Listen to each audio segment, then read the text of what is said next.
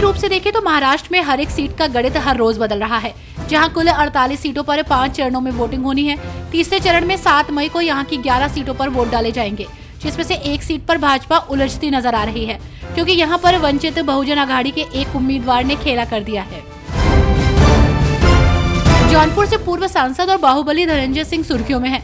ऐसे में अब उनकी पत्नी का बड़ा बयान सामने आया है, जहां जौनपुर बसपा की टिकट पर चुनाव लड़ रही श्रीकला रेड्डी ने पीएम मोदी से सिंदूर और मंगलसूत्र की रक्षा करने की गुहार लगाई है।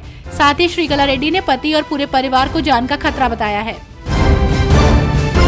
तृणमूल कांग्रेस ने भारतीय निर्वाचन आयोग को एक पत्र लिखा है, जहां टीएमसी ने अपने पत्र के जरिए उत्तर 24 परगना जिले के संदेशखाली में सीबीआई और राष्ट्रीय सुरक्षा गार्ड की छापेमारी का विरोध किया। जहां टीएमसी ने कहा है कि जब लोकसभा चुनाव का दूसरा चरण चल रहा था, तब केंद्रीय एजेंसियों ने बदनाम करने की नीयत से तलाशी स्थल पर हथियार रख दिए। लोकसभा चुनाव को लेकर भाजपा ने आज अपने कैंडिडेट्स की 15वीं लिस्ट जारी कर दी है, जहां बीजेपी ने पूनम महाजन का टिकट काट दिया है, जबकि आतंकी कसाब को फांसी दिलाने वाले वकील उज्जवल निकम को मुंबई उत्तर मध्य से चुनावी मैदान में उतारा गया है। आपको बता दें कि उज्जवल निकम देश के सबसे मशहूर सरकारी वकीलों में से एक है। लोकसभा चुनाव से पहले कांग्रेस नेता प्रियंका गांधी ने गुजरात के वलसाड में प्रधानमंत्री नरेंद्र मोदी पर बड़ा हमला बोला।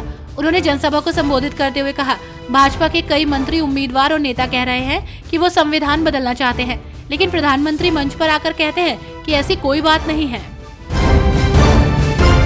भारत की इत्र नगरी के नाम से मशहूर कन्नौज में इस बार चुनाव बेहद दिलचस्प होने वाला है। अखिलेश यादव के परिवार का गढ़ रहा कन्नौज पिछले चुनाव में सपा के हाथ से निकल गया था, लेकिन इस बार के चुनाव मैदान में सपा प्रमुख अखिलेश यादव खुद चुनावी मैदान में उतर आए हैं।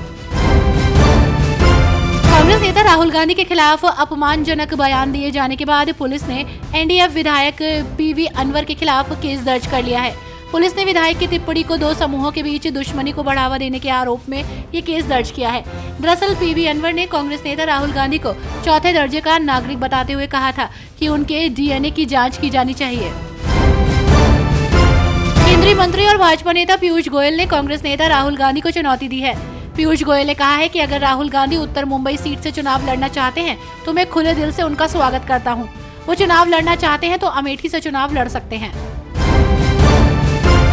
मुख्यमंत्री अरविंद केजरीवाल की पत्नी सुनीता केजरीवाल रोड शो के लिए कल्याणपुरी पहुंची हैं, जहां वो पूर्वी दिल्ली लोकसभा सीट के उम्मीदवार कुलदीप कुमार के पक्ष में वोट मांग रही हैं। कार के सनरूफ से बाहर आकर वो लोगों का अभिवादन स्वीकार कर रही हैं। उनके साथ कुलदीप कुमार भी हैं। आपको बता दें कि सुनीता केजरीवाल ने आज से लोकसभा चुनाव प्रचार का अभियान शुरू कर दिया है।